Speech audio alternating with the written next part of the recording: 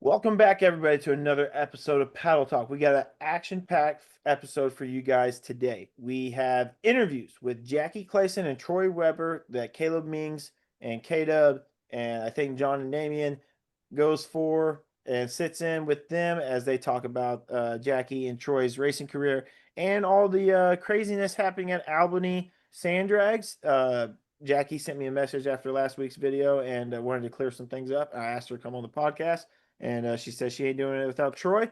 So that's how we got them on the pod. And I said, no problem, bring Troy. And then we have a recap from Atoka Motorsports Park with Derek Howard, talking about how Chuck Seitsinger was on site and they're winners of the doubles points race as well.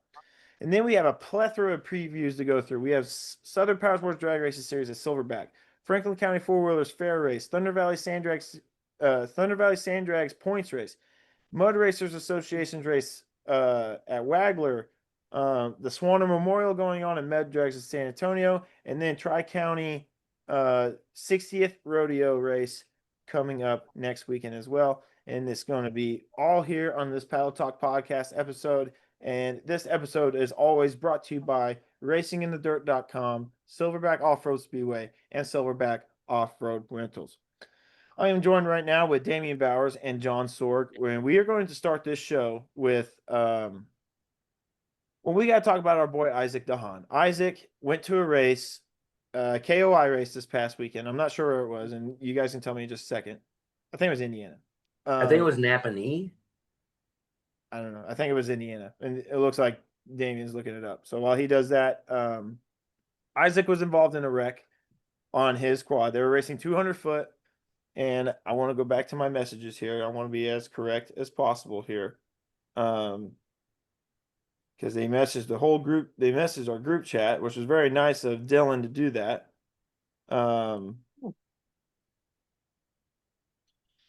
So Dylan, Isaac's son, grabbed his phone and messaged people for him.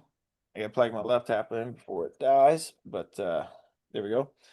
Dylan was messaging people and said, "Hey guys, this is Dylan, Isaac's son. They took him to South Bend Memorial. He is in the emergency room waiting on x-rays, talking and alert, some good road rash marks, and pain on his lower right side." And Napanee was right. Okay. Is that Indiana? I don't know. Yep. Okay. Yes. There you go. So, and then Caleb asked what happened. And so Dylan said he went through the finish beams and got on the brakes. The bike slid sideways perpendicular to the track. So if the lane's right here, he actually got all the way sideways and he ended up rolling a couple times. Which, I mean, if you know Isaac, you've been close with what he's been doing with his racing operation. He just got a 3-cylinder snowmobile bike he was very excited about. And as he said last week, he ran 380s with his son on it, runs 420s, maybe even faster with him on it. So running that fast and if suffering something like that is scary, especially when the first thing, really, I think me and John were made aware of at the same time when Blake Cole messaged us with a screenshot of KOI's post, which led me to tell the group chat, and I reached out to Isaac and all that. I reached out to Isaac, and I believe it was his wife who had his phone and texting me at this time. I said, "Yo, bro, hit me up when you're able. Prayers up." And then I think this is his wife. He said, "Doctor just came in and no broken bones or internal injuries, just sore and some nasty road rash all over. He is going home tonight," which is on Saturday night. And I got that at 7 p.m. Saturday night. And then I get this picture of them on the way home, and it says, "Isaac sleeping like a baby on the way home." So you can see that he took a nice nap on the way home. Very, very much deserved. And they also said, "Glad for protective equipment and the Lord watching out for him." So the Lord definitely was with him, and his safety gear definitely did its job. So yeah, I mean, I guarantee he was above and beyond KOI standard safety procedure. Oh yeah, I mean, for sure. I mean, you heard me say it last week. I told him, "Please don't die." Yeah. And even he'll admit a little inexperience on the bike. He knew better getting on the brakes in wet grass. Well, it happens. Well, it sounds like he may have gotten sideways before. Well, okay, yeah, never mind. So yeah, maybe Yeah, maybe that is exactly what happened. But going to those KOI races with that kind of bike, you're going there to get seat time, to get more familiar with the Exactly. bike, not really wreck. So that tells me the bike was running really well. yeah, and possibly, and then this also could be like KOI probably doesn't provide the best services to race on either. So, but nonetheless, Isaac's okay, and that's what matters most. I'm sure he'll still go to another KOI race as soon as he's able to. And yeah, our thoughts and prayers are with Isaac during this time as he's going through this recovery process. And that's, it's 2 weeks in a row now we've heard about Rex with Eric Eschball and then now Isaac. So it's just, wear the safety gear, guys. It really Be makes a careful out difference. there. Exactly. It makes a difference. It really does. So we wanted to talk about Isaac for a second, but yeah. That's really all I got for news. Do you guys have any news you wanted to share before we move on to Derek Howard and Atoka? Not news, but I do had something we were going to talk about. Sure. We were going to talk about staging lights. You want to talk about it? Staging lights? Yeah, Oh, remember the time it takes for it to drop? Oh yeah, I do remember that. But Dave's not here. Do you want to wait until Dave gets here? Oh no, we don't have to have Dave here for that. You want to do this now because dude, Dave's he wants not it to be 10 seconds, and I'm like, dude, we cannot do that on the converter. here. Well, because you don't have side by side, you asshole. Well, right. And I got a converter. Okay, In so that case, make it a push button. We'll wait till he's up on boost. Then we'll come up and then they can push the button. I forgot that Damian was also on this too. So we'll talk about this and then we'll move on because we got some other things to go over. But Damian and Dave say that Silverback's lights drop entirely way too fast. And John says, you guys are pussies. No, it doesn't. So now we're gonna talk it out right here, right now. Damian, go ahead. You have the floor. I mean, John agreed with us last week a little bit that it does need to be a little bit slower. Not a ton, but a little bit. I will say I would like to see it backed up just a little bit. I don't think it's as crazy as people think. When you're not used to it. Exactly. It's just not user-friendly at first. It's a jarring thing, especially when a lot of us from down here, we have to roll in an extra 4 or 5 inches just to get close to cutting a light up there. Oh my God, you cheat? So let us know if you ever been to Silverback and you race there often. Let us know if the lights drop too fast. If you don't race at Silverback often, you go there once or twice a year. Let us know. We want to hear your opinions and we want to talk about it. And I'm sure Silverback ain't gonna get mad that we're talking about it. I mean, if they think there's a problem, they'll change it. Listen to it. Yeah. But it's always good to hear what people have to say. And like we were talking a little bit, it'd be nice to see a happy medium between like a Brookville Cleves mix. Right. More of a standard between, because the R3 tracks have such a large crossover of people racing. Correct. It would make it more user friendly for when we go up north or when you guys come down here. You're so used to the tree dropping, you get to relax a little bit down here almost. Oh man, I take a nap, eat a cheeseburger, and all of a sudden the tree comes down. But I think it's fast. There's no doubt it's fast. I noticed when we have the Outlaw series up there, there's guys. There wasn't a drag race down the track. It was getting to the staging lane. He's not joking. It was crazy. They're all just running in there trying to get up there so they can get in first. Well, no wonder races get done so fast at Silverback. They're racing to the start line and they race down the track. Yeah, you don't need no 30-second clock. Not like the old days. Not a shot clock. Oh man. All right. But yeah, like Haspin back in the day. The moment a stage light was lit, you had 30 seconds to get in there. It didn't matter if you were still sitting back, hadn't started your car yet. The other guy staged, you had 30 seconds. Oh, Lord. The old school shit's awesome. But all right, well, that's going to wrap up our news segment. And we're going to dive into our race recap from Atoka Motorsports Park with Derek Howard, where Chuck Seitsinger from Street Outlaws was on site. And this is also some breaking news. Chuck Seitsinger is going to go back to Atoka's August race, and it sounds like he's going to try to master the sand. and so Chuck Seitsinger might be switching over to full-time sand drag racing now, which is kind of cool. So He's gonna use his Mustang motor or his Honda motors. I don't know, both. Do it. Put paddles on the Mustang. All right. All right, we're gonna move on to Atoka's recap with Derek Howard. So here's that right now after an ad read.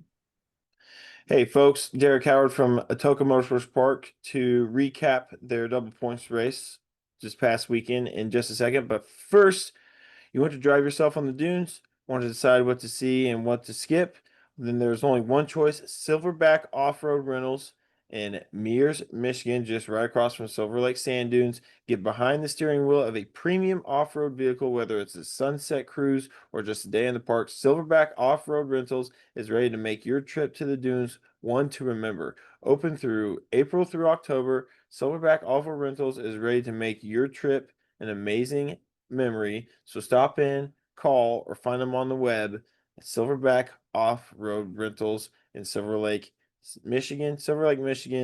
Silverback Off-Road Rentals, just right across the street from the Silver Lake Sand Dunes, and they will get you hooked up. And now, here is Derek Howard from Atoka Motorsports Park. Welcome back to Pedal Talk. We are with Derek Howard from Atoka Motorsports Park. We're going to review their July's double points race. They had a special guest on scene, I hear. We'll get to that in just a second. Well, it was Chuck from Street Outlaws. That's who it was. But Derek, how'd the weekend go? Sure. It went well. If you looked at the weather forecast, you would have probably thought we would have got rained out.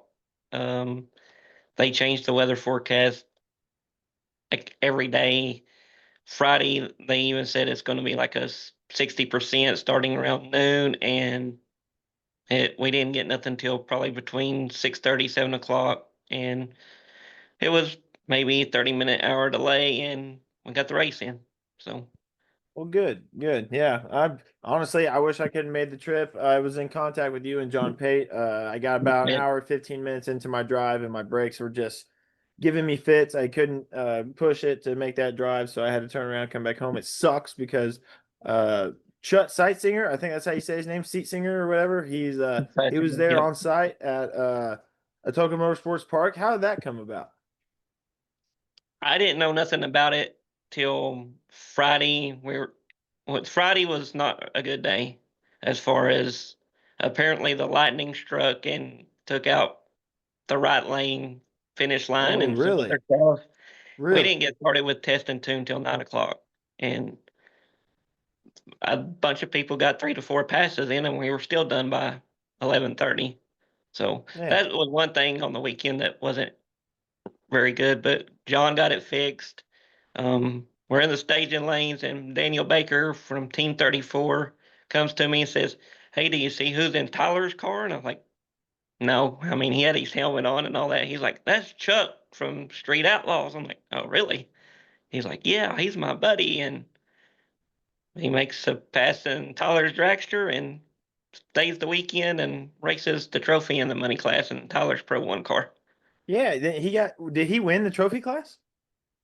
No, I think he lost early in the trophy class. Oh, He might have okay. lost second round or something, but he got Okay. third in the money class. So, Oh. 23 entries. So he did quite well in the money class. Oh, for sure. I would say so as well. So he was And running Tyler Smithson's car. So he was running around 365-ish, probably, something like that. it was a little slow this weekend. It's between the 372 to 380, somewhere in there is what I was Okay. seeing on the scoreboards. Okay. I 74, see. 75. I saw several of those. And then I think they dialed a 77 on Saturday, so the track must have slowed down a little bit for them. Sure. Yeah. That's awesome. And the way I Excuse me. understood it, it was the first time driving a dragster. Oh, his first time ever driving a dragster, and it was in the sand at Atoka. That's pretty dope. Yeah. That's pretty dope. So he went some rounds in the trophy and money or the money class. He went some rounds and ended up getting third place. That's cool to see. And I actually just got a text from Daniel Baker. This is Monday, July 14th. I just got a text from Daniel Baker saying that he's going to be back out next month to try to master the sand. So I don't know if he's going to have his own car or what, but that's going to be pretty cool. That's nice to hear. Yes, that's it guys could should help our track and hopefully help the whole sport. You guys should Not make a just the- post. You should make a post on Atoka Motorsports Park saying that he was there, and then We were waiting for the day. We were going to. We didn't want to bombard him. We didn't know how the limelight, the publicity, if he just wanted to break from all that. So sure, we were going to wait till at least Monday before we posted anything. So yeah, no worries, but, yeah. Well, it's cool to see yep, him out there for sure because yes, sir. hopefully he'll bring some more racers with him as well. So let's talk about the winners of this race. You got them in front of you. I'm pretty Yeah. sure. We'll start wherever you want to start. So go ahead, Derek. Let's just start with the Pee Wee since that's the first thing we start with. They're the only class that does not do double points for this doubleheader weekend. Um, Wow. I'm just uh, kidding. had 15 entries in that Pee Wee class. Lucas Pate goes for 3 in a row. He Ooh, go um, Lucas Pate. Lucas Pate, he's on a roll. He got first, and second went to Izzy Granger, and that is Kevin Wilson's stepdaughter. Oh, So cool. Cool. kind Little of the family feud. Little family feud. family feud going on in the Pee Wees. Yeah, I like that. Shout And out to Lucas. yes, 3 in a row for him and that green dragster. He's got it figured out, it seems like. We'll show. Then I guess we'll just go to Pro One cars. Race 1, which is always our trophy race, as you know. Uh, first in Pro One cars was Terry Parker from Texas. He defeated Jimmy Fletcher in that final round. So shout Hey, out to shout out. Terry Parker. Let's go, Pooch. My boy Yep. Pooch. Pro One quads. First went to Danny Travis. Been a while since we saw Danny in the winner circle, so congratulations to Danny from the McAllister area. Second went to Christy Kimbley. So, Oh, nice. Christy back in the saddle. yep, she's back and she went rounds all weekend. Well, good for her. Pro 2 cars. Axel Smithhart got first, and Brian Parker got second. Terry's dad in that blackout pickup. Yeah. Well, cool. So good to see those two. Pro 2 quads. Roy Cooper, Hey. and he got Axel Smithhart in that final round in Pro 2 quads. And then Pro 3 quads. First time, as far as I know, it's a first time racer. First time winner, Curtis Townsend. That is, he came with Randy Kimbley, so I think he works for Randy, if I understood that correctly. And second, another first time racer, Clinton Allen. So nice to see some first timers go all the way to the final in Pro 3 quads. And then juniors, Gavin Owens from Team 34 got first, and second place went to Bodie Smithhart. And that is all your trophy winners. Well, cool. Shout out to the trophy winners. What do you got for some money class winners? And you got those. Shout out to all those racers taking home a trophy. Who took home the money? Money, that would we start with Pro 1 cars, money class. Old Brad Civils and his Lethal Weapon Pro 1 dragster. He took the win over Bubba Schrader. He drives that Jeep, red and white Jeep. That first time, this is his first full season coming with us, first final, and they were pretty pumped up to get that final. I know they wanted to win, but they were just glad to make it to the final for the first time at our track. So For shout sure. out to Bubba and Amy Lou and all them. Hey, well, Uh, shout out. Making the finals first time is huge. yes, 23 entries in that class, and as you know, there's no easy ones in Pro 1 cars. Yeah, it's getting a little tougher now, maybe with the Yep. addition of another racer. So yeah. Yep. Pro 1 quads, a family affair. Randy and Christy made the final, and Randy took the win over Christy. Oh, husband versus wife, and the husband getting the win. Yep. Oh, And then Pro 2 cars, another first time winner, and an 80-year-old, Clyde Qualls, got his Ooh! first win. And Clyde had a perfect reaction in the final. A perfect reaction time in the final to get the win. Yep. That's awesome. Clyde Qualls, 80 years old, getting the win in Yep. Pro 2. That's awesome. I think dude. that was kind of a fan favorite to see Clyde get that win. I mean, he's Oh, been coming absolutely. for 5 years, never won anything, and finally got it done. Hey, So well, hey, congrats to Clyde, and hopefully that does some jumps for him in the points. I like to see him go on a roll here, like Lucas. there's the top 5 is going to be very interesting. Oh, we'll have to get to that later on in the season for Yep. sure. Second went to Axel Smithhart. Another good run for Axel. Pro 2 quads, Jace Cassins got first over Cameron Pate, the 2 youngsters in the Pro 2 quad final. Pro 3 was Gage Furham getting the win over Clinton Allen. And juniors was Nyland Eldridge. That's Kevin Wilson's stepson. And second Okay. went to Bodie Smithhart. So All that right. is your winners for the July doubleheader race. Well, awesome. Well, all right. Well, shout out to all those winners. Double points. Definitely benefiting from that. You faced some Mother Nature, but you guys persevered and still got the race done. What time did you guys get done on Saturday? Just before 11, Just probably before- 10:45. Oh, that's not bad at all then. Considering the delays and stuff, you would have got done before No. 10 o'clock for sure. We probably should have been done by 8 or 9 as few people that was there, but Pro Yeah. 1 cars was the only decent class. So with 23, the other classes seem very short fields. Well, see, now I'm really upset I didn't make it. I would have had a chance to win. Just kidding. Yeah. But when's your guys' next race?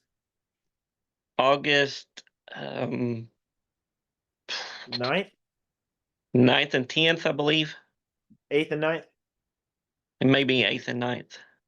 I know the 16th is Saturday. So the 9th. It would be the 8th and 9th. Okay. I got to make a new event page, and I haven't got there yet for August. Hey, no worries. No worries. And I knew in your text you told me to write that down, and I forgot. I got home late. No, dude. So It's all good. it'll be the second Saturday in August for sure. Second Saturday in August. That's August 8th and 9th. I promise you, I'm not failing you here, Derek. August 8th and 9th at Atoka Motorsports Park. Chuck, gosh, I really wish I knew how to say his name. I believe it's Site Seitsinger. We'll go with that. Chuck Seitsinger. You're gonna make another appearance at Atoka in August, and that's gonna be pretty cool. And we'll see how that leads to. But thank you so much, Derek Howard, for joining the show. Thank you. Always appreciate your time, and we will see you again in a month. Yes, sir. Thank you, sir. All right, you just heard Derek Howard from Atoka Motorsports Park recap the July double points race. We're going to go over and talk to Jacki Clason and Troy Weber from the Oregon area. Used to race at Albany Sand Drags a bunch. They're going to do some traveling this year. Caleb Mings and K-Dub meets with them to talk about their season and what they got planned and the stuff with Albany Sand Drags as well up in Oregon. Jacki and Troy are brought to you by RacingInTheDirt.com. Whether Racing in the Dirt has just one mission, and that's to help all their customers compete at their very best. With over 40 years of motorsports competition experience, they know what it takes to maintain that competitive edge, and they're equipped to keep you there. On-site welding and fabrication, incredible selection of parts, experience, and helpful staff. They have tires and wheels. They make those tires in-house. Products. They got wheel adapters, hub kits, brake hat kits, brake and hub components, suspension parts, air filters, knuckles, axles and parts, chain drives and driveline, limiter straps, parachute setups, side-by-side and UTV parts, which is they recently just started, and they have Racing in the Dirt apparel as well. They have Racing in the Dirt chassis, whether you're looking for a full build, turnkey, ready to race, or simply a cage in your existing ride, or maybe a chassis that will be the foundation to your newest race vehicle. Racing in the Dirt offers it all. So give them a call today for a consultation. You can reach them at 920-693-2000. 920-693-2000. You also find their website, racinginthedirt.com. You can find them on Facebook and Instagram as well. That's racinginthedirt.com. And now, here is Jacki Clason and Troy Weber. All right, guys, welcome back to the next segment here on Paddle Talk. We're going to be talking a little bit more in depth with some of the drama we've been seeing at the Albany Sand Drag track. Joining us is Kyle Wiedemeyer for a little bit of an ATV perspective here, along with Jacki Clason and Troy Weber, who are locals to the Oregon area. So Jacki and Troy, why don't you guys go ahead and introduce yourselves just tell us a little bit about, yourselves, your racing aspects, everything like that for the people that don't know you guys. Okay. Well, I'm Troy. I've been riding four-wheelers since I was only just a little bit bigger than she is now. Started racing in like 2017 or 18. First event we went to was at the Pacific Northwest Shootout there in Albany, and we've been totally hooked on track racing ever since. Built some fast bikes and keep trying to make them faster. And we started out on the hill. yeah, We started out no bar on the hill in the sand dunes here in Oregon, locally. He'd been doing that since he was a teenager, just with his dooner bike, his personal bike. We'd been together a month and a half, 2 months before we started going riding. Well, that's when we went to Raptor Rally. Yeah. We went to Raptor Rally. He had a 660, a Raptor 660. I didn't have a quad, and I hadn't ridden a quad in like 6 years or something like that. It'd been a while, but I grew up doing it because I lived locally just further south of where we live now. So we were riding across the dunes doubles on his 660, and we climbed this big huge dune and came over the top of it, like kind of side hill over the top of it and down into this big bowl. And that was the hill at Raptor Rally. That's where everybody did the outlaw racing. And the first bike that we ever saw that was a Cuervo bike was actually Panty Dropper. Yeah. And we fell in love with it. And then we figured out who Daniel was via that. And so he knew that existed, and then used Daniel to work on his 660 for just tune-up stuff, because it wasn't completely stock. You'd done some. No, it was broken. I had to get parts for it. Oh, that's what it was. Oh, that's right. It blew oil everywhere. Anyway, so long story short, that's how we got into like the drag racing. We started at the Big Hill. So I actually have a no bar frame for my yellow bike still. And I used to race that. And then some friends introduced us to the Albany track. And that is the rest is history. Yeah. That's where we've been since. I hear the Raptor 660 the best Raptor motor you can get, I think. I think it's probably the second best. Or my friend Sean Rothi has a 660, he doesn't know what to do with it.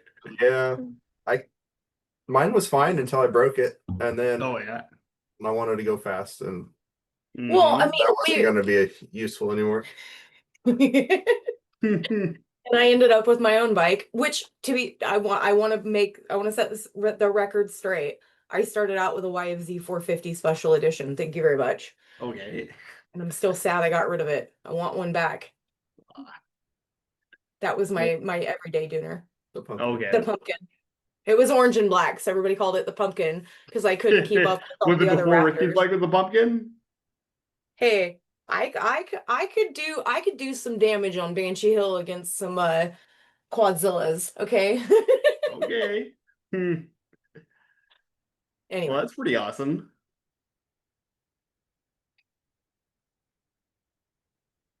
So it looks like you're on mute, Caleb. Well, it looks like Caleb's on mute, and while Caleb's still on mute, it looks like I'm driving the ship right now. And the reason why we have you on is to talk about Albany. Yes. And then to kind of start talking about some of the misconceptions on there, because there's a lot of people who think they know what's going on, don't really know what's going on. I saw you, Jacki, you were kind of giving a little explanation of what's happening. So you want to talk about that for a little bit? Yeah, I really don't want to. I don't think that people don't know what's going on. I think they just don't have access to the information. Mm-hmm. So one of the things that did immediately occur last year, we've seen this since COVID in the insurance space, just in that market totally. They're cranking down. Like they have no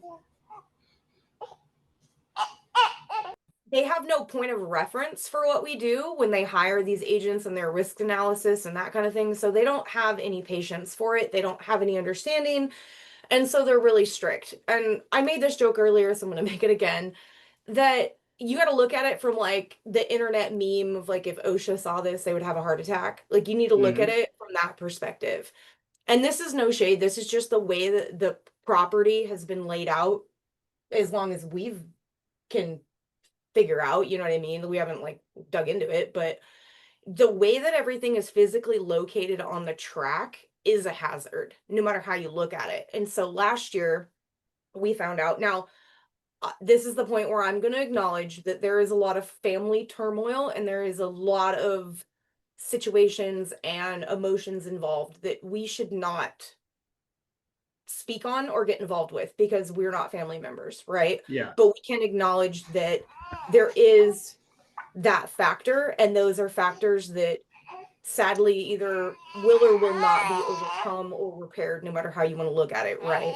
Yeah, But and I think just Jackie, just to butt in here real quick, just for please. people that don't really know, some of the things that we're kind of talking about with this is that the parents of the owners, the current owners of the tracks, they passed away in a tragic accident, and obviously that kind of trauma just left a huge gaping hole in the community there, motorsports community for both the sand drag and motocross Yes. track, and the family that has taken it over and really local community too. Because that track is a huge part of that of Albany. Huge that part. local, yeah. Okay. So it's All one of those racing, things yeah, where anyway. that hole is too big to fill, I think. And then we've got a lot of issues just with anytime you've got family members passing away. There's a lot of tension that gets driven up and stuff. So there's a huge component with that we have to take into consideration. So before we go blasting everybody, have some grace with that. Know that these are people that are still grieving the loss of their parents, and they're trying to figure out how to take this over gracefully, how to uphold and honor their parents, and still make money with all this. So that's one thing that I want to make sure that people understand first and foremost. Yes. And I'm going to completely agree with you on that point, because at the end of the day, the family factor is huge. But remember that this property isn't, while it is a family property, it is a family revenue stream.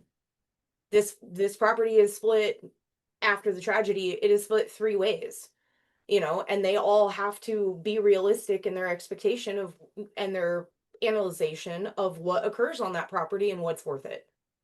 And that is just, at the end of the day, the biggest factor on the family side, right? It's financial.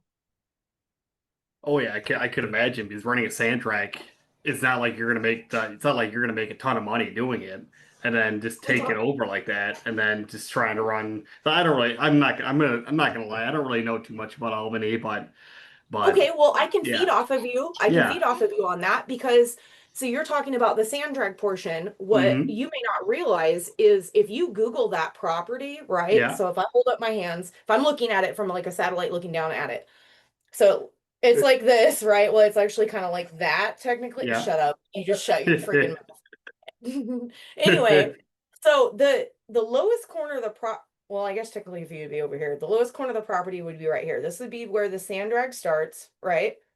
And it ends right here. Biggest portion of it sits about right here. This is the motocross track. This is camping. This is access, right? And then back here is like, there's a circle track, like a small, what is that circle track for? Carts. Thank you. And so the biggest chunk of that property physically is used and utilized by the motocross track, because it's a very big. They hold series. Yeah. Race there a lot. Yeah. They literally race. I think there's only like maybe 2 months, maybe 3 months out of the year. And if somebody wants to burn me up over that, I don't freaking know. But like the dead of winter, I think they might shut down. Otherwise, they're running. They run constantly. All the time. Yeah. Like every weekend. New ways now too. And they're using it in new ways now too. But okay, we'll get to that. Just hold on. We're putting the cart before the horse. Hold on. Yeah. Here's the deal. In our area, because of our location and proximity to the sand dunes, and we have access to, oh my God, the amount of places you can ride a dirt bike is insane. So that just organically is going to be a bigger crowd than your ATV crowd. I'm sorry, but it is a fact we all just have to accept. You want to change that? Go buy more duners. Get your butts back out there on the sand and take the sand back over what's little left of it. Anyway, so you have a pool of people to pull from, a pool of consumers to pull from that are either going to drag race and they're going to do it on a bike, a two-wheeled machine or three-wheeled machine, or they're anyway, straight line, or they're going to get on a dirt bike and they're going to go to the motocross. It's cheap. It's right there. They run it. They do like 3 practice days a week. I have no Holy idea. crap. Something like that. 3 to 4 practice days a week. It's all the time. Yeah. So that's your moneymaker on the property physically, right? Mhm. Okay. So it's always been, and this is where I'm going to get into an area where this is hearsay, but it's always been, because the motocross inherently has made more money than the rest of the property revenue wise. The motocross property has always made the schedule for the season. And Okay. because they run all the time, they could run from a Sunday to a Wednesday, they run Monday to a Wednesday, they run, you know what I mean? Like it's everywhere. It's whenever yeah. So whoever is running the motocross side has always made the schedule for the following year. And then that's passed off to the person that makes the next biggest revenue on that property, which would be Brian, the sand track owner, right? Or the sand drag track owner. He then has to look at the motocross schedule, figure out what weekends, because he's only allotted weekends, which is literally maybe a Friday night, and that's a recent development. But a Saturday and a Sunday, he can get that. Now, if they run the dirt bike tracks, the races, if we have to have a mixed schedule, we are sharing parking where that is normally our camping with those motocross people, because the proximity is so close with the layout, right? And the way the track goes, or the bike track goes around, they actually go off a jump and could land in our shutdown. Okay. Our return road is literally right next to, Crosses onto the motocross track. at times on the backside. Yeah. They rerouted it eventually after last year. Okay. Yeah. Okay. I'm getting off in the weeds here. The point is, a shared weekend gets crazy. I can Okay. imagine.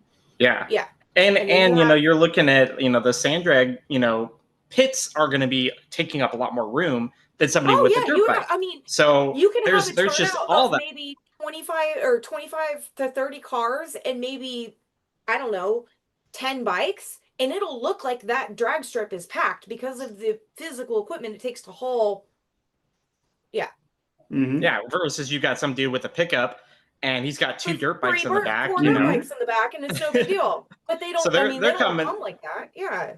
Sure, but you know, they're coming in there too, and you know, they're looking at it and saying, "Hey, these sand drag people, they're taking up all this room," you know. And like they you said, the do. revenue and the shared weekends, you know, I've been there for a couple of the PNW shootouts, and they Yep. had practice at the last day, and it was kind of a hurry up situation.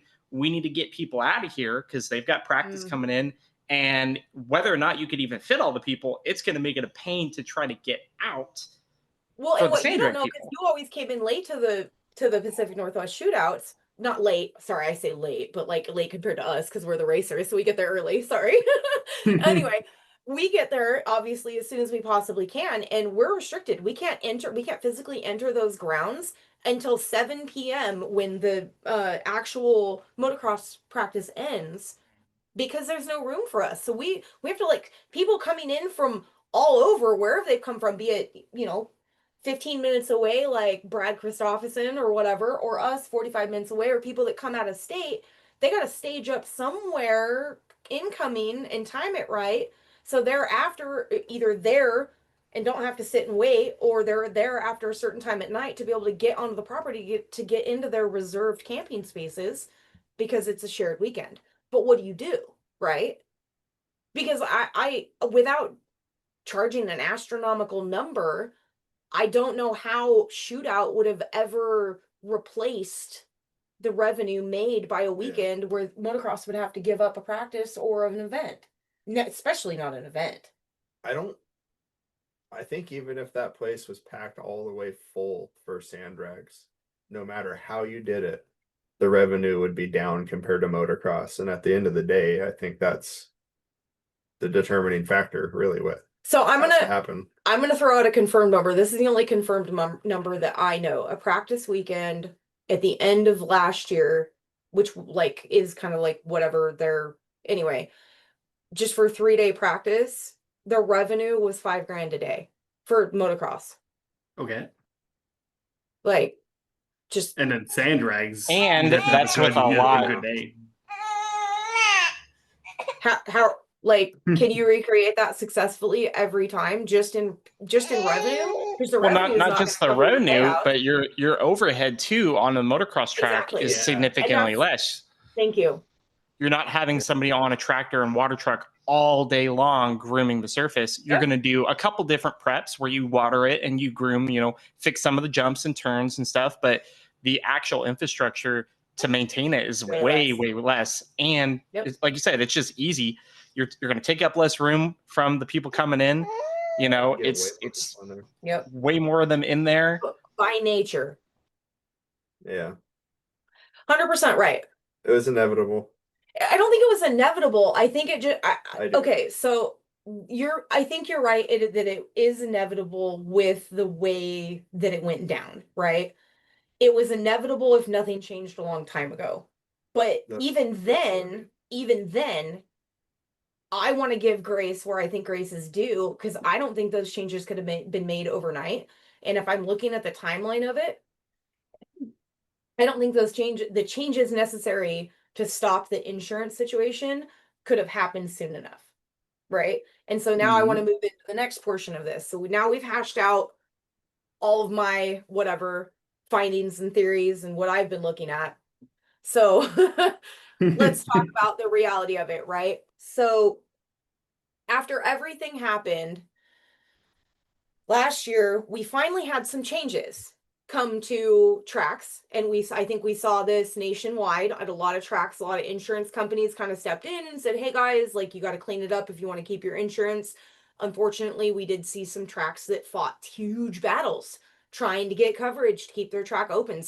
I think some tracks back east were completely dropped and had to find completely new coverage. And then I think Brookville in Indiana, they got hit, and it took them a little bit to figure out their situation. Yeah, and it's like and a then Saturday West Michigan, morning, actually and they're West supposed to Michigan be Silverback. racing. When the guys at Silverback, they bought West Michigan, I heard their insurance, they had to scramble to figure out a new insurance company before they could have their first race. So I believe you guys. Yeah, I think that's the one that I talked over you for a second. I'm so sorry. Oh, I'm sorry. I think that's the one that I was thinking of, that they were, it was a Friday night and they found out they got dropped, and then the next post was Saturday morning. We were at Albany Racing at the time, and they were like, guys, it's delayed. We're calling, trying to get somebody to write a policy for us right now. It was crazy. So that same exact weekend, we saw not only the motocross insurance agent show up to check out the event because it was a shared weekend, but the new insurance to cover the drag strip, their agents were out there to check things out too.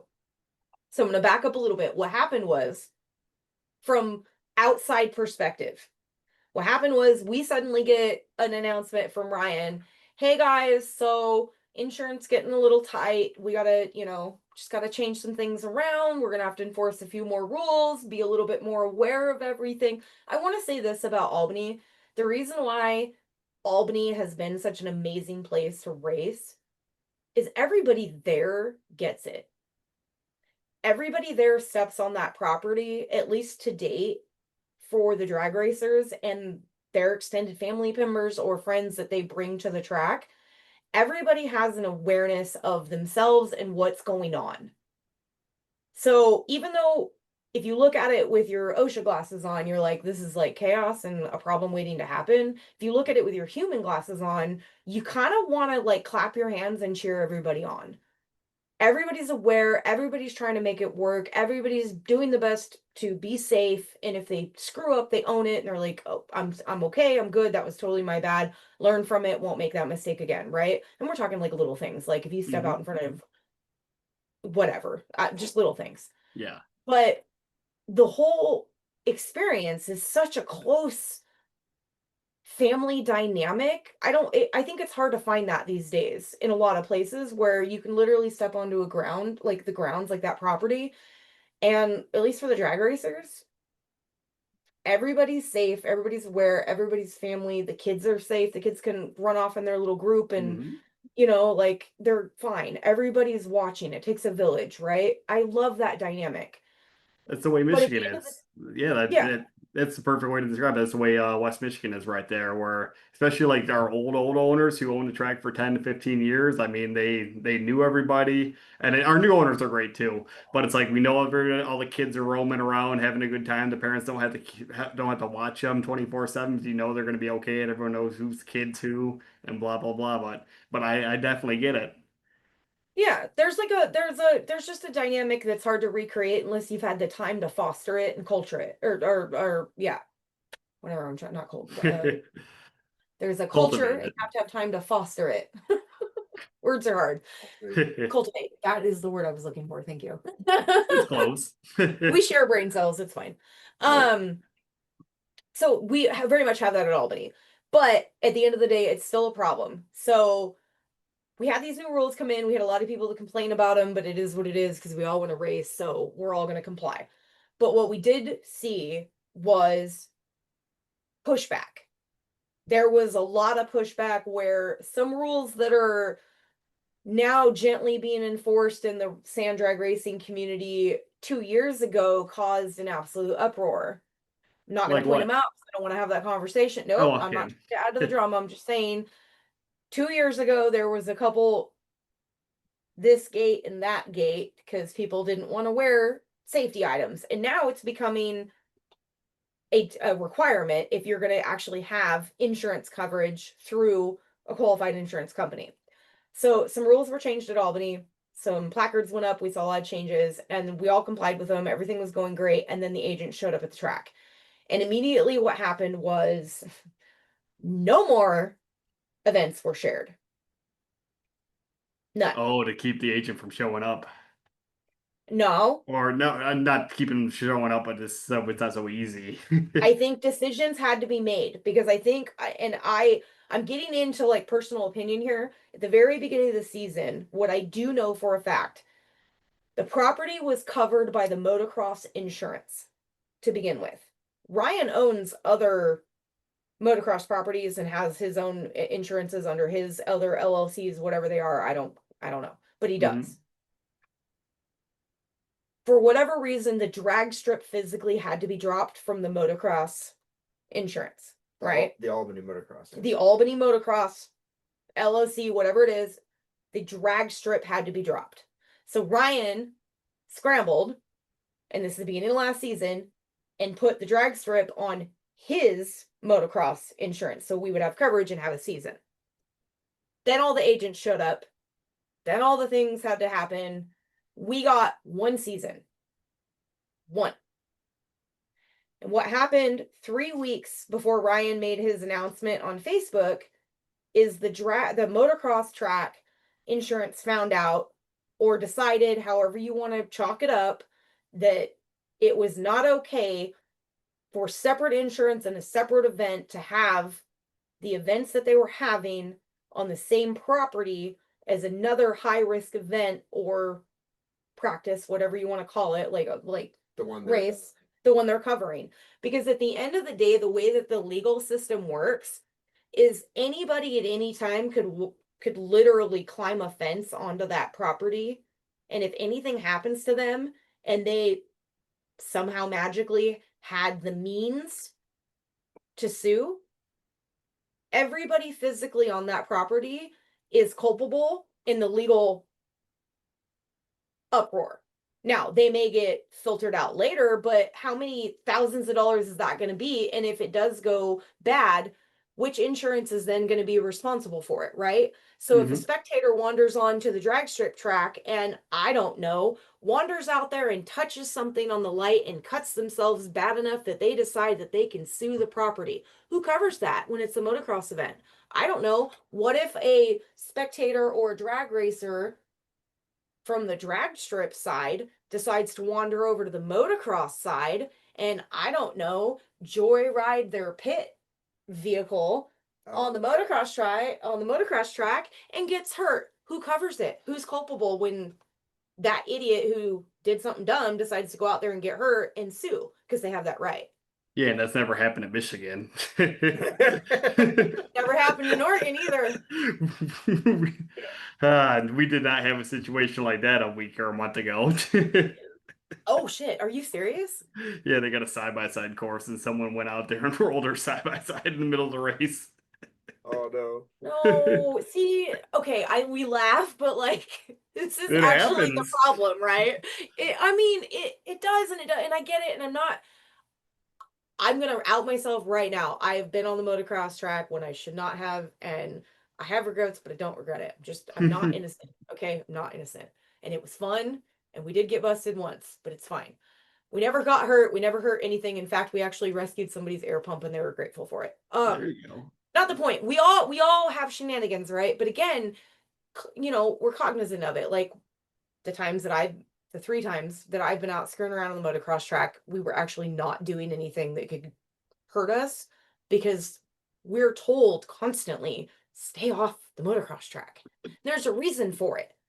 It's not, you can't, if you start cross-mogenating and it's that easy to just go wherever you want on this property, people are going to be dumb. And unfortunately, when people are in a panic, they're going to make really harsh decisions that affect other people and other companies like insurance. So the insurance is going to do the least amount to get the maximum benefit for them, which means throttling us down to literally zero fun. Because risk analysis is this isn't work. Yeah. And that's the insurmountable problem. And that's why I say, short of building, I don't know, a cement barrier so high or strong enough barrier. I don't know, cement barrier seems kind of... But the problem is you do all that and they still don't jack the rates up like they did that Silverback. They came to Silverback, and I'm just talking third hand when I heard they just said, we love this. The spectators are away from the track. So we got a valley, tracks in the valley, fenced off. And then they'll be like, we love this, you're away from everything. Everything's fenced off and all that. And then I guess they still hike the rates like twice the amount. So you get me. Oh, they're like, no you fixed it? Cool, we're still going to charge you a premium because we can. And there's also that factor. The reason why I hadn't really touched on that is because I don't pretend to know anything about whatever. But yeah, you're still not wrong though. Insurance is expensive. We've heard it. Ryan's post was filled with other, I don't know, track owners or at least people by proxy that know, and they're talking about it like, oh, we got coverage for ours, but it was expensive per event. And I was seeing large dollar amounts, thousands of dollars for just one event that was maybe 4 or 5 hours. And God knows how much money that event's even really making. Yeah, no, yeah, and Jackie, that's one question I have for you, because obviously you know a little bit on like the insurance side of this. Do you think it's just the people actually setting these policies that they just don't understand the sport, or do you think it's a combination of that mixed with some of the kind of rednecky viral stuff where you see somebody out there with Crocs and shorts? That part.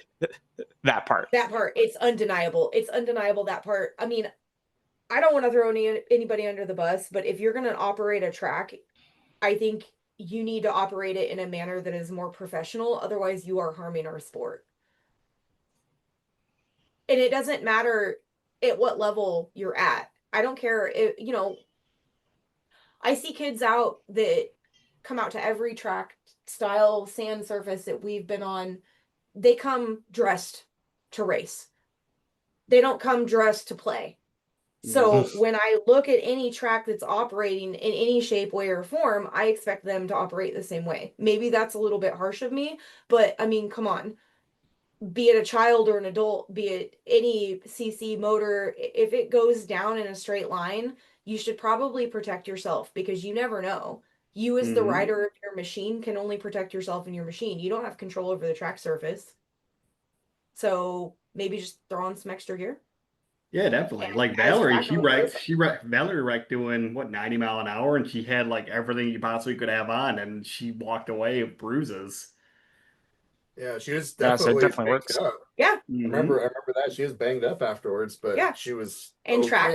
And but to Caleb's point, the track owners need to represent it that way too. I mean, I don't understand how some of these tracks think that they're going to get away with this. All it's going to take, and this is my point to Albany too, it doesn't matter if you're a backwoods or if you're professional, all it takes is the wrong person and the wrong scenario to happen, and that person is in whatever mode they're in. It doesn't matter what mode it is, they're going to make a decision, they're going to have a choice, and they're going to make it, and then the fun's over for everybody. So why not definitely. Yeah, Why and not just it's tough because, you know, obviously insurance varies wildly from East Coast to Yes, it West does. Coast, in between, and so, you know, there's a lot of tracks that, you know, they're left pretty much alone. They don't have insurance adjusters coming out like you guys are talking about, hyper No, analyzing but everything. how long before that happens, though? How long before Very that true. happens? If they come on the radar, and that comes to your point, we have tracks that are, you know, publicly making some tracks, other races and events look bad. They're gonna get notice on them. They're out there showing the world what they're doing. You know, somebody's gonna get a load of that and either complain because that makes me ask another question. You know, do some of these backwoods tracks have insurance? My guess is probably some of them don't. So Yeah, I don't know. yeah, I mean, right? We can sit here and guess all we want, but no matter what, at the end of the day, if you are putting it out there that you're running any kind of surface and you're allowing anybody, be it friend or rando, on your property when that's happening, or you can be out in the middle of the dunes. Yeah, the middle of the dunes where it's a not at fault area. And you can still get sued. Mm-hmm. And the companies who built your bikes can still get sued. You guys, you can sue anybody you want. Doesn't mean you're going to win, but you can legally sue anybody you want for any reason as long as you have the moolah and a lawyer that'll do it for you. Like, and That's why it's so important to have insurance. And but I'm going to build off of that. You can have insurance. Guess what? Sometimes the choice is removed from you and your insurance will go after people whether you want them to or not.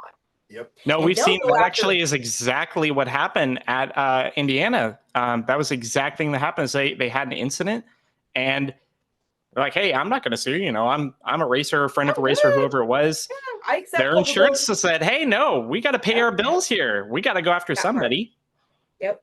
And like you said, when you're at a mixed use facility, whether or not you're having two events go on at the same time, exactly what you were talking about, Jackie. If someone goes from the motocross side, wanders over, they're messing around on the guardrail, they trip over something, there is a huge liability crossing over with all of that. So what do you do? We watched a car wreck that happened in the last 3 years. He rolled his entire dragster.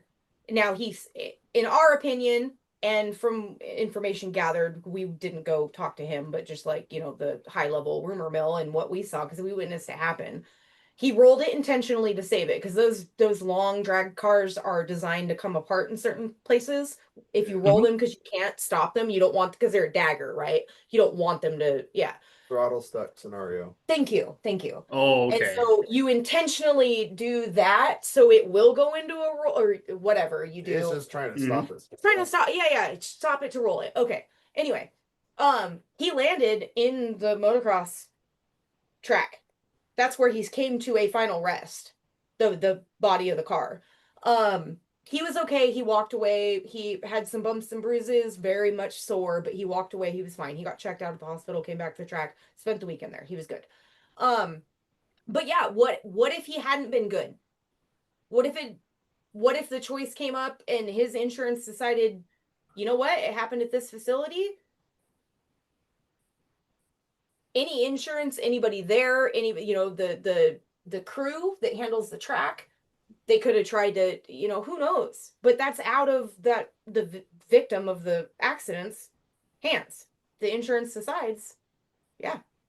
So that's really the biggest reason right there. That's insurmountable. And that's what happened at the end of the day at Albany. This year, last minute, the motocross track insurance came in and said, it doesn't matter that drag strip has its own insurance. It doesn't matter, you know, it doesn't matter. We don't want drag racing happening on that property as long as it's actively a motocross facility. So what does Ryan do? He can go out and try to find insurance that'll work maybe with the motocross insurance or physically move the track. What do you think he's going to do? What do you think? Is it? I don't think he has any options. I don't Yeah. know. I can't begin to guess because I haven't spoken to Ryan. I can't speculate, right? But I'm looking at it from that point of view as like, what do? You spend, do you have the liquid cash to spend on major infrastructure changes that might satisfy whoever to finally agree to allow both events to happen on that property, I think that's an insurmountable option. Because, like you said, to your point, Kyle, what happens if they do get to that point and then and both insurance companies say, okay, great, yeah, we'll cover you, but now we're going to charge you whatever, double, triple, Double the rate, hike your yeah. rate. Both rates, because now you have both insurance companies that are competitive and want to make sure that whatever coverage that they're providing, they're getting, the juice is worth the squeeze on both ends if anything bad should happen, because that's all they're considering. They're not considering the 9 times out of 10 that every event that happens there individually or together goes perfect. They want to make sure that they're getting the juice out of that one event where things potentially go wrong.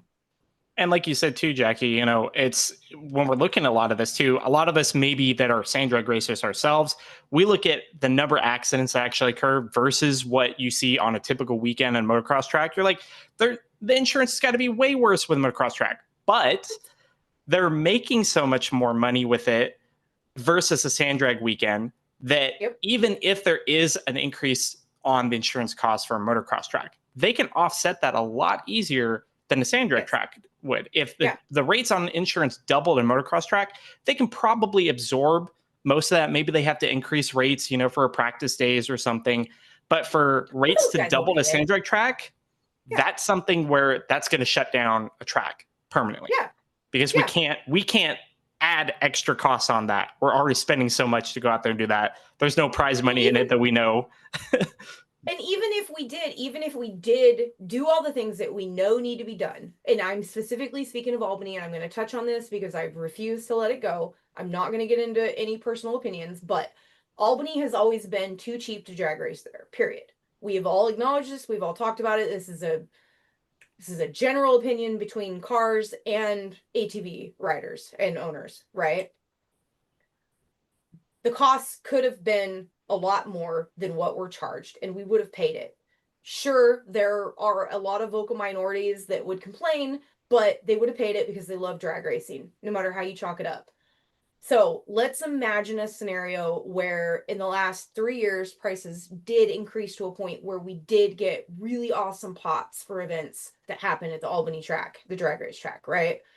Now you consider the insurance hikes that could potentially happen. That isn't even what goes in your pocket. That literally takes away what could have potentially existed to the payout pots to the ATV riders or the car drivers or whatever that won, because all that revenue gap is huge. Those rates, you're talking thousands of dollars per event that you're already trying to raise a couple $1,000s to support for infrastructure for the drag side. Like Caleb was saying, you have all the support team that have to run the track, that have to do the tractor, you have the diesel costs, you have all of that compared to, right? There's nothing left. So at the end of the day, a lot of the rebuttal that I hear is, oh, well, the drag racers will pay it. And I'm guilty of saying this too. But when it comes to insurance costs, there's no way. The fees to get in to still have a payout pot for your races and cover insurance if those rates were hiked, plus cover that's insurmountable. What do you do? Yeah, I don't know. Sponsors. People say, oh, sponsors. Okay, Yeah, great. with but sponsors. We'd have to, honestly, that's up to the racers. We've been to tracks where they had dozens upon dozens upon dozens of sponsors, big billboards, names plastered all over the place, countless sponsors. No idea what it costs there to be a sponsor, what the terms are, how that works, but definitely seen it happen at places, and didn't see that a whole lot with sand drags at Albany. Yeah. And so the biggest thing is, I know this sounds like a lot, but if people just stop and think about what kind of connections you have and just kind of do like a weird pattern recognition, you can start to realize that there's consumer crossover. They may not know, like companies and whatnot, or businesses, whatever, may not know that sand drag exists, but there might be blue collar crossover, right? Like Troy's talked about talking to his leadership and his management of his major corporation, because most of our racing community is back east, And believe it or not, a lot of those guys are actually doing the kind of work day to day working for companies that Troy's business sells their big machines to. Yeah. So wouldn't it be phenomenal if Troy's company, I don't know, let him borrow a fuel cell to be able to put diesel in to make a fuel run back to Gilbert, Louisiana, and then him and I will spend $8 to have a banner made that has his company name on it if they'll pay for the diesel or a little amount, whatever they want to contribute as a sponsor. We'll hang their banner down in Gilbert. People are going to be like, hey, I know that company. You work for them, and they're going to come talk to Troy, and guess what? That's business. Yeah. It works the same for just sponsoring a track directly. Anything, yeah. And the more vendors you can get, that's another thing. Do you know how many people have food trucks out there? If you don't charge them a fee, but you just ask them to come down and be on the property on that day, and then whatever they keep, you have food vendors. Easy. And then if you want to charge them a small fee, you charge them a small fee. You know what most food trucks get charged just to park their vehicle in a space for a weekend? It's like $500 a day, at least on the West Coast.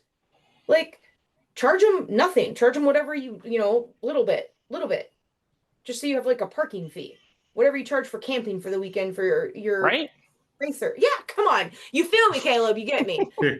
Anyway. I'm picking up what you're putting down, Jackie. I agree 100%. And obviously it's easier said than done, right? We can sit here and talk about, oh yeah, just go hit up that, the auto parts store or that power sports shop, and like they'll sponsor you, but you will get a lot of no's, and that is demoralizing. That's why people don't like fundraising for campaigns or sponsorships or anything, because it's a sucky gig.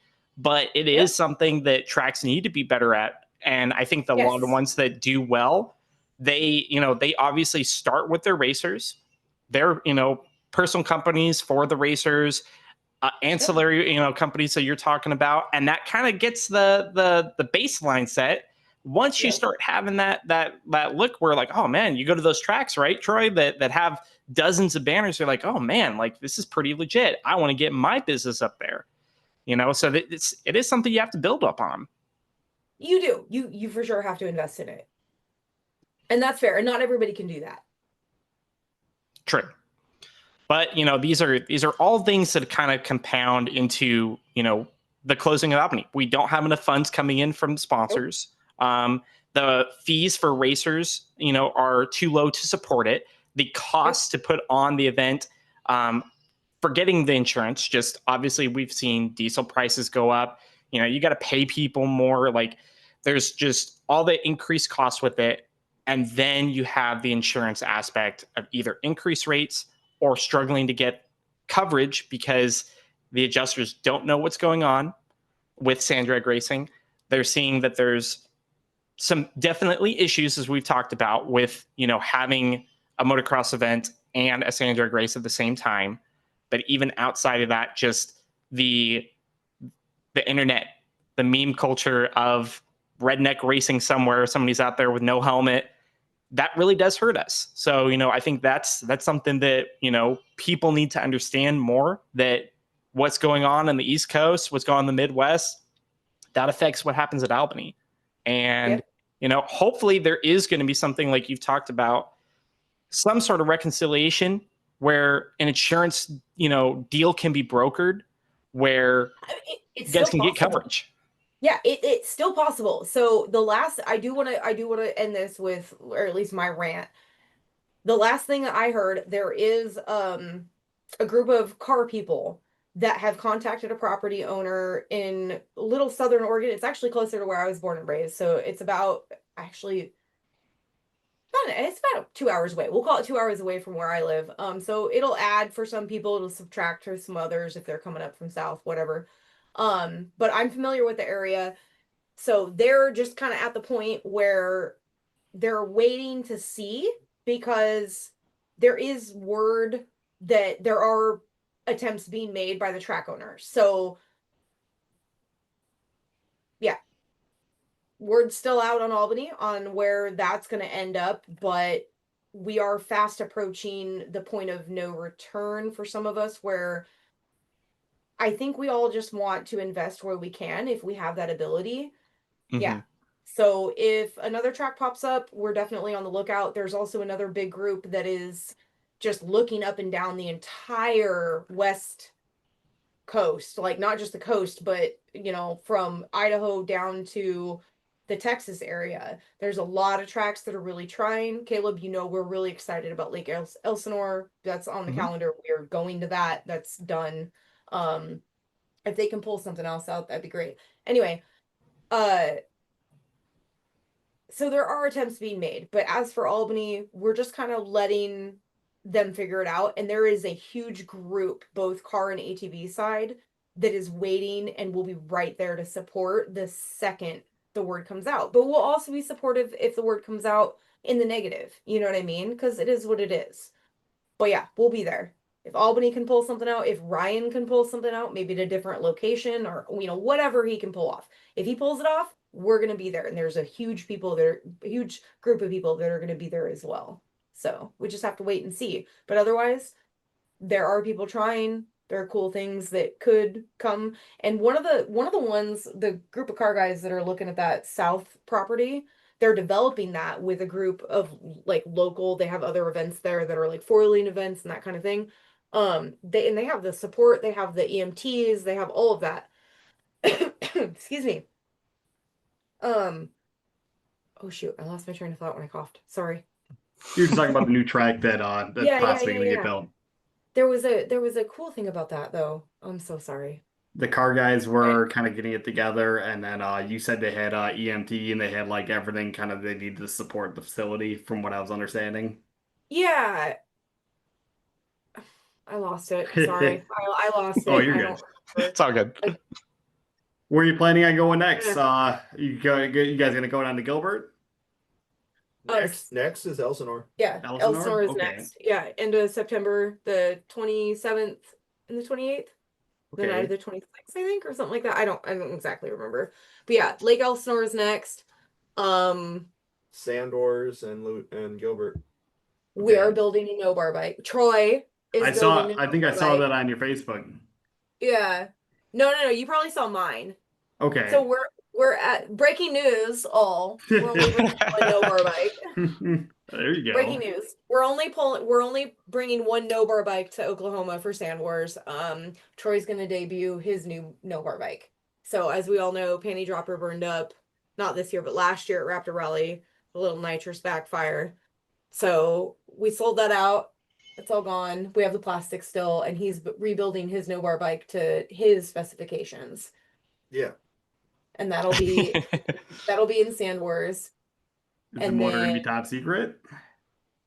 No, I mean it's gonna be a Raptor. It's just gonna be faster than everybody else's. Okay. There you go. I like the plan. I mean that's the plan. There you go. Well, that's awesome. And then it sounds like you guys are gonna. It's off to Gilbert. Yeah, from there we're headed to Gilbert, and we'll have the big 930. We'll have my nitrous 890. Make a showing out there. See if I can't give Jaden's Banshee another run for its money, since I keep facing him in You gonna call him out right now? the unlimited class. Yeah.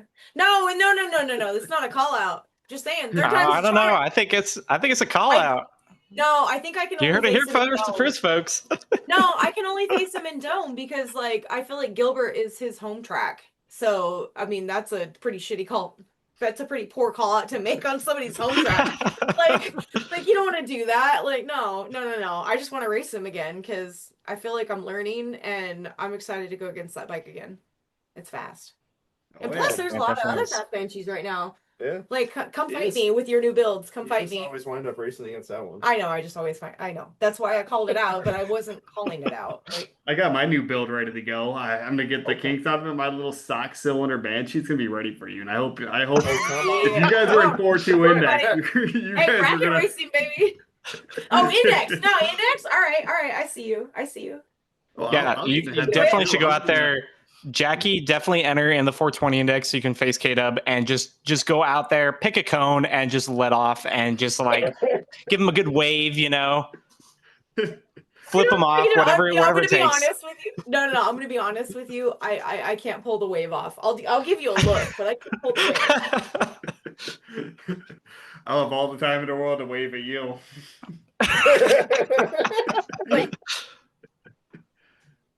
Well, it sounds like you guys are going to have a busy last half of the year. Obviously, if anybody has any help to offer Ryan as far as insurance solutions, definitely reach out to him. And then we're going to wish you guys best of luck to get another track going in Oregon so you guys can do some more local racing. Because believe me, I've been there. It definitely sucks not having a track close to you and you got to do all the long traveling. It definitely not fun. So we're wishing you guys the best. Thank you.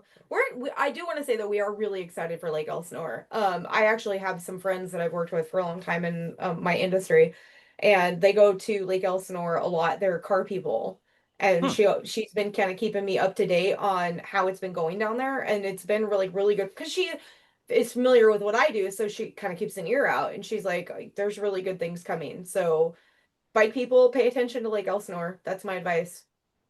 Yeah, definitely. All right. Thank you, guys. Thank you. Thank you. Hey, we just got done talking to Jacki Clason and Troy Weber. Thank you for coming on the show. We're going to wrap up the show with some previews with myself, John, and Damian. And those previews and the shows brought to you by the Bluegrass Shootout at Shelton's Dirt Drags, presented by World Sand Drag News and Southern Powersports Drag Racing Series. It's going to be a huge race, $14,000 in cash and prizes happening October 31st and November 1st at Shelton's Dirt Drags in Stanford, Kentucky. That is 1 Yates Road, Stanford, Kentucky. It is an awesome place, fastest track in the country. I'm going to say it, fastest track in the country where this race is going to happen. Shelton's schedule Friday, we're going to have some test and tune along with 50/50 cars, 50/50 ATV, quick 16 cars, quick 16 ATV, 4x4 ATV Pro Mod, side-by-side Pro Mod, and we're going to do a 295 challenge. That's very similar to the Too Fast, Too Tasty challenge that the NHRA does. We're going to have that on Friday, and then Saturday we're going to kick things off with a kids bracket race, and then we're going to do sportsman cars, sport ATV, pro comp, pro ATV, 395 index, 350 index, side-by-side outlaw, 4x4 ATV outlaw, and the 295 index, all being ran on Saturday. Gate fee is $15 per day. Ages 10 and younger are free. We are going to have such a great time at this race. It's going to be huge. You don't want to miss it. $14,000 in cash and prizes added to this race, all thanks to Southern Powersports Drag Racing Series. And this race is also presented by Southern Powersports Drag Racing Series and World Sand Drag News. I want to give a shout out to the race sponsors for this as well: HPL Superior Lubricants, HPT Turbochargers, Mr. RPM Cycle, Team Cole Racing, National Junior Dirt Drags, and that's it. All right, and we're going to wrap up the show with some previews. All right, and welcome back to the Paddle Talk podcast. We are kicking off this segment. This is the preview segment. So we're going to kick it off with probably the biggest race happening this weekend, probably the biggest race happening at Silverback Off-Road Speedway, the Southern Powersports Drag Racing Series. Coming in, shout out to their main sponsors, HPL Superior Lubricants and HPT Turbochargers and Mr. RPM. They are coming in, and Speeders has $15,000 in cash and vouchers to give out at this race. John, not Dave. Well, Dave's going to be there too. He's not able to join us tonight. John, who's just eating some corn, is going to help us talk about this race because he's going to be on site. John, what are you looking forward to? This is going to be a whole different atmosphere for you. Racing, man. I've had 2 weeks off. This is enough. John's looking forward to trying to win a turbo kit for his dragster. Yep, Yes. I'm going to try to get an HCT turbo kit. Yeah. Then I'm going to try to get some HPL lubricant, to lubricate everything nicely. May have a top eliminator car before the year's out. Dude, You never know what's going on. a couple turbos, some new oil, and oil change kit. You'll be ready to go, dude. Little cash. Yeah, man. There's a lot going on that weekend. There sure is. And I'm really excited for everybody's going to this race. I know it's a little bit out of the norm than Silverback's usual program, but where else can you go? Well, he's got 15 grand to hand out. So It's really fun. When you mix the fields like that, it makes for a good time. It makes for a great show for the audience. It makes for great live feeds and different things like that when you can put it all together and make a great event. I'll tell you what, I did say the outlaw race was probably bigger than this, but you ain't gonna when it comes to money, you can't even compare. Yeah. $15,000, that's gonna be the highest paying race at Silverback this year. So Maybe. so far. But this race is going to be huge. Dave has worked his ass off to get this sponsor money and these vouchers for you, the racers, and to put on such a great show. And this is going to be a mouthful. So y'all just hang tight because we went over this last week. Super Pro, this is Friday. So they're going to have Friday, they're going to have Test and Tune. This is all at Silverback Off-Road Speedway, July 18th through the 20th. This is Friday. Test and Tune. Super Pro. $1,300 cash and prizes. $449 and faster. Bracket. Winner gets an HPT turbocharger certificate valued at $1,200 plus HPL Superior Lubricant certificate for $100. And then they also have a Pro class. $1,300 cash and prizes. $450 and slower bracket. Winner gets HPT turbocharger certificate valued at $1,200 plus HPL Superior Lubricant certificate for $100. 4.0 Index. The winner. Well, this will be $400 cash and prizes added, $30 entry fee, $25 back to the racers, and winner gets an HPL Superior Lubricant certificate for $100. Trail side-by-side class, John, this is where you come in. $10 entry. Yeah. First and second place gets a trophy plus a free HPL certificate Superior Lubricants oil change kit for the winner valued at $200. Well, I'm gonna burn my side-by-side then too. There you go. Trail 4x4 ATV, $10 entry, first and second place trophy.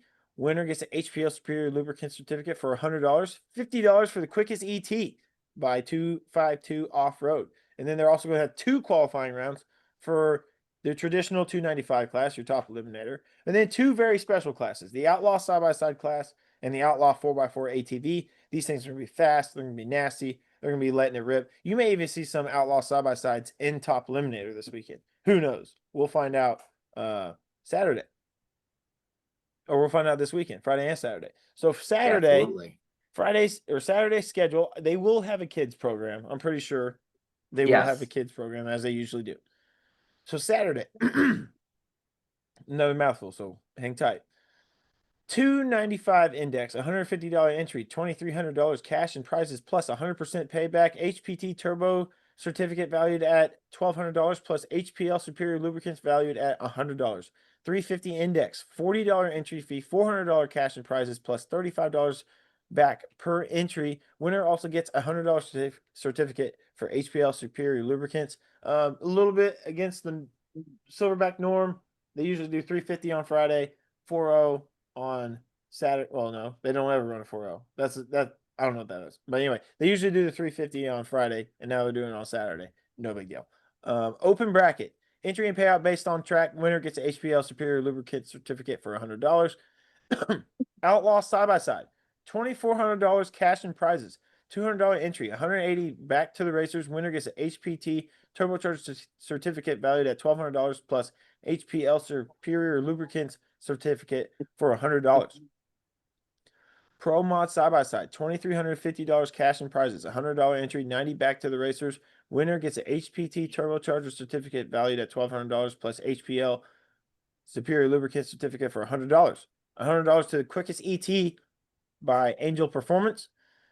And we got 4 more classes, so hang tight, y'all. Top Sportsman side-by-side, $400 cash and prizes, $60 entry, $50 back to the racers. Winner gets an HPL Superior Lubricant certificate for $100 and $100 closest to the 4.0 index. It says $100 closest to 4.0, so I'm assuming it's a 4.0 index class for side-by-sides. Sportsman side-by-side bracket, $30 entry, 100% payback. Winner gets an HPL Superior Lubricant certificate for $100. And then the highest paying class that weekend is your Outlaw 4x4 ATV, $2,500 cash and prizes, $200 entry, $180 back to the racers. Winner gets an HPT turbocharger certificate valued at $1,200 plus HPL Superior Lubricant certificate for $100. And then Pro Mod 4x4 ATV, $1,150 cash and prizes, $100 entry, $90 back to the racers. Winner gets an HPL Superior Lubricant certificate for $100. That is a shit ton of racing that Silverback's about to have this weekend. And if you don't think you have somewhere to race this weekend, you're an idiot. They got classes for everybody. I know Just people get in wanna- where you fit in. they get in where you fit in. People want to say this is a side-by-side series or a 4x4 ATV series. It's not. It's a series for everything, for everybody. So go to this race and take your chance. Go win some money. Go win a And- turbocharger. Just about anywhere east of San Antonio this weekend, there is a place for you to race. Because even down in Alabama, there's a race this weekend if you're wanting to go mud running. Yeah, well, and Southern Powersports Drag Racing Series, if they ever went to Alabama, they would probably bring $15,000 with them there as well. That ain't no lie. As well as they do at every race this year. So, yeah, Southern Powersports Drag Racing Series going to Silverback Off-Road Speedway is going to be a blast. All right, now we're moving on to Franklin County Four-Wheelers. They're having a race this weekend, the Fair Race. Damian, take it away. Alrighty, fair race. They're gonna have a couple of quick 8 classes this weekend. Friday night, they're going to have a quick 8 truck class. So actual pickup trucks. You'll see like Anthony Balls, Keith Thorne's, Jason Job's trucks, that kind of stuff. Then on Saturday, they're going to have a standard quick 8. So the quickest 8 vehicles on the property. Quick 8 trucks will be run during the first rounds of the bracket race. On Friday, quick 8 will be run on Saturday alongside the bracket as well. $50 buy-in for these classes, 100% payback to first and second. All right, well, it sounds like a good time. That Friday night truck class, is that bracket race or is it heads up? I believe it will be both will be a staggered pro tree as is normal in this area for quick 8s.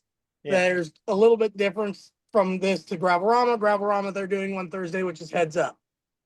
But overall, this weekend costs are $15 per day, any age. Grandstands, $5 a person, $3 and under are free. There is a kids race on Saturday, $10 buy-in. An adults race both nights for the regular bracket is $30 entry fee with a 75% payback. Gates open Friday at 9 a.m. Time trials start noon to 5. Racing should start around 6. Saturday, kids start at 8 a.m. Time trials go from 8 to 9 and racing starting at 9. And then time trials for the adults 11 to 5 with racing again at 6. All right, well, that sounds like an action-packed weekend of Franklin County Four-Wheelers Fair Race. We're going to transition over to Thunder Valley Sand Drags Points Race, July 19th this weekend. And nothing new, same old points race. I will be there on site racing our bike, and I'm not going to race a mini bike. I'm just going to race the big bike. Pro Comp, Sport Comp, side-by-side class, Pro 1 ATV, $4.99 faster, Pro 2 ATV, 450 and slower, and then Sport ATV, which is probably our biggest class every race. And then, getting geared up and ready for the season ahead. July 19th, Thunder Valley Sand Drags, another points race to be had. So it's going to be very competitive, very fun as well. And then over on the other side of the state where Damian is, they got the MRA, Mud Racers Association. They're running, this would be their second race of the year, right? Correct, yes. Yeah, second race of the year. They're going to Wagler Motorsports Park. Did I say that right? Wagler Motorsports Park? Wagler Motorsports Park. Is that Wagler, Indiana? No, Wagler is the name of the company that owns the track. Gotcha. Famous for their big Duramaxes, a lot of work with farm truck and Asian, like with their big 4-wheel drive Cadillac hearse and such. So they're famous in the diesel world. They're going to host the MRA on their pulling track, so there's going to be plenty of hook there, as long as it's dug deep enough. Going to be your normal classes for that. Super stock, outlaw pro stock, mod cuts and paddles, open cuts and paddles. Yeah, and the Kelly Odell open cuts, is that right? And Dan Richter open paddles? Yes. Yes. Or no. I think you've got it right. I could be wrong. My brain's well, it's one of those. It's one of those. If we're wrong, just let us know in the comments. But yeah, MRA heading to July 19th. That's this weekend. And once again, now for any racers looking to go there early, just note they are asking you do not show up before 4 p.m. on Thursday to not block the road into the track. There you go. That's all they got to ask right there. This should be no problem as they'll start racing on Friday. Somebody just let off fireworks in our neighborhood and freaked my dog out. Come here, bub. It's all right. Poor It's pup. okay. I know he's okay. He's okay. Yeah, MRA, Wagler Motorsports Park. First time going to Wagler. Right? Yes. First time we're going to Wagler. And possible rain scare? What you were saying before we started recording? Yeah, right now, same weather we're having here on this side of the state because it's literally a 3-hour drive straight across Indiana from where we're racing this weekend at Franklin County. The weather forecast this week, rain, but only about 1/10 of an inch on Tuesday night, 1/4 inch on Wednesday, and another 1/10 on Thursday, and then rain again in the forecast on Saturday. In all honesty, that should really help out the Indiana clay track here in Brookville and out there at Wagler. All right, well, we're gonna make some good speed and good racing in Indiana this weekend. And MRA once again at Wagler Motorsports Park. First time going there, second race of the season for the MRA. Now we're gonna transition to another mud race. It's happening down in San Antonio, Texas. Muddrags of San Antonio hosting the Swanner Memorial. We went to this race in 2020 when I broke my leg. And me and Cody went down there. Caleb went. Actually, Caleb was there too. Me, Cody, and Caleb went. We got to get back down there. That's a hell of a race. Damian, I'm going to take you with me. So the Swanner Memorial, basically the same classes as the Texas Mud Drags.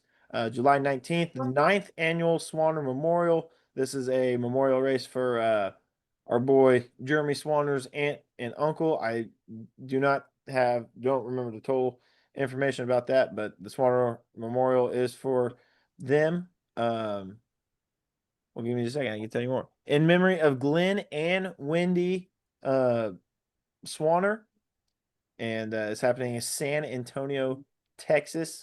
And basically, it's really funny because you get off the highway. There's a hotel, there's a Sonic, there's a Whataburger, and there's a racetrack. That's literally it. You're in the most south part of San Antonio, Texas. There's 2 places to eat. There's 1 place to sleep at, and there's a racetrack you can go racing at. It's small, but it's simple. Everything you need right there. They do allow you can bring your own cooler full of beer, but they make you pay $10 for it, which is totally fair. Because as long as you ain't got glass and you pick up after yourself, it's almost like a NASCAR race. You just bring your own. So yeah, Swanner Memorial classes, which we were just made aware of by Jeremy Swanner. They got the open class, which that class is actually ET based. The open cars will each get 2 runs. Whoever has the best ET at the end will be the class winner in the open class. The big block, 4-wheel modified, and super stock. Those are all basically just like Texas Mud Drags. Texas Mud Drags doesn't run super stock, do they?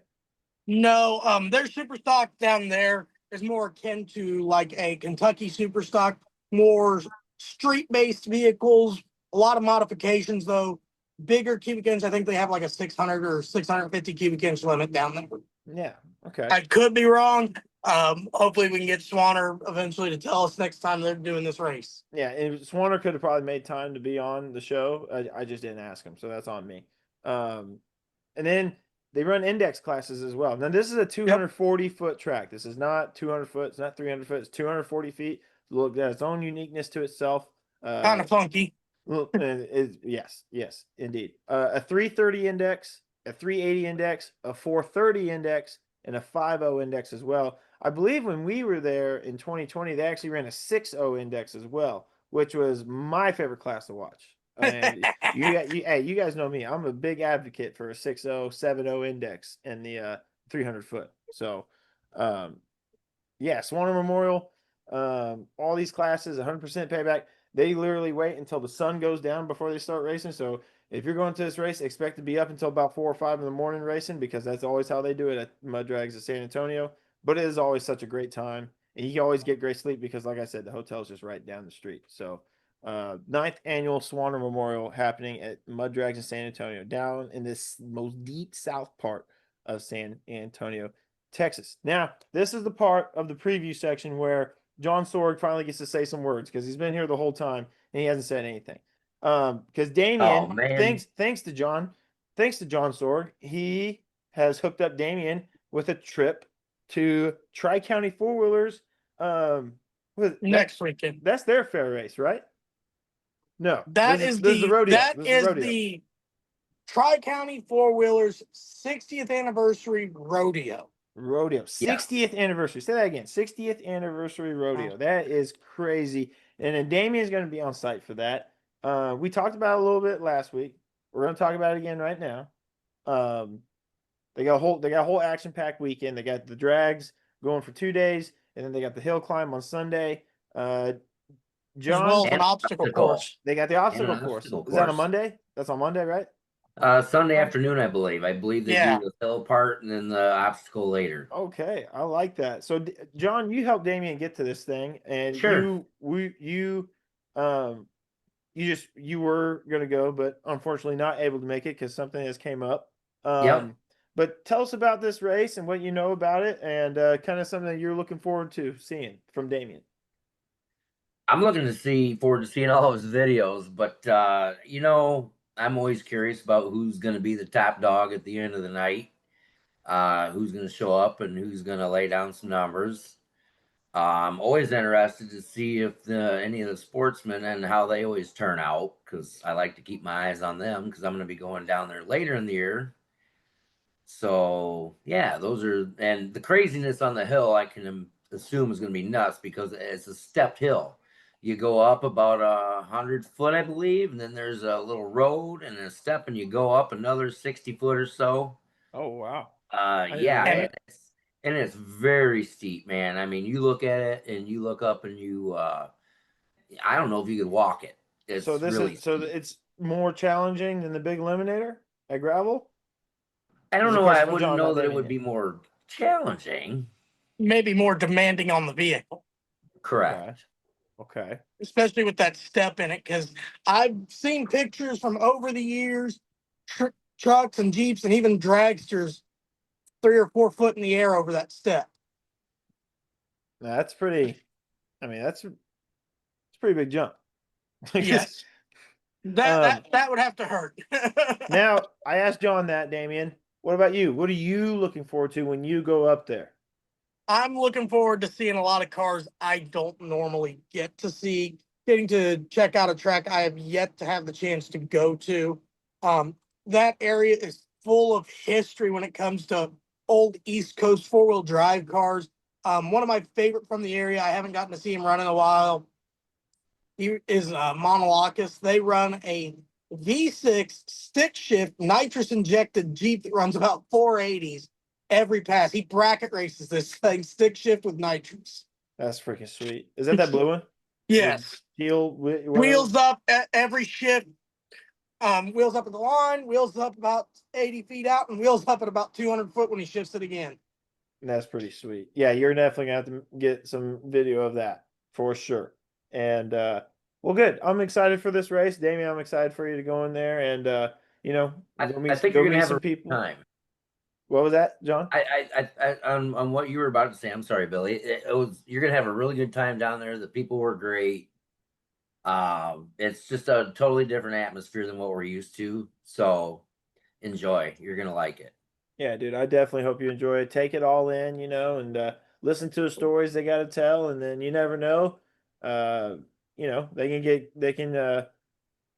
You going there can help them get to where you want them to go someday. So networking a little bit as well. So. Right. Yes. And they're really wanting to see a lot more big cars there in the future. So who knows if the track impresses enough, I'm going to try and get some bigger cars there. John, I'm sorry, John's eating corn while we were doing this. He just had the funniest. At least he ain't look eating at- it the long way. I wish it was recording John when he was eating it because the picture, like sometimes the background images that Damian and John have, it'll blur out some stuff that they're holding, and it just looked like John was biting into the side of his dragster. It was so funny. Okay, anyway, yeah, Tri-County Four Wheelers 60th anniversary rodeo race, July. What's the date? July 25th, 26th, 27th. Is that right? Because they race Friday too, right, Damian? Yes. Friday night's going to be their bracket. Saturday's their indexes, Yeah. multiple individual indexes.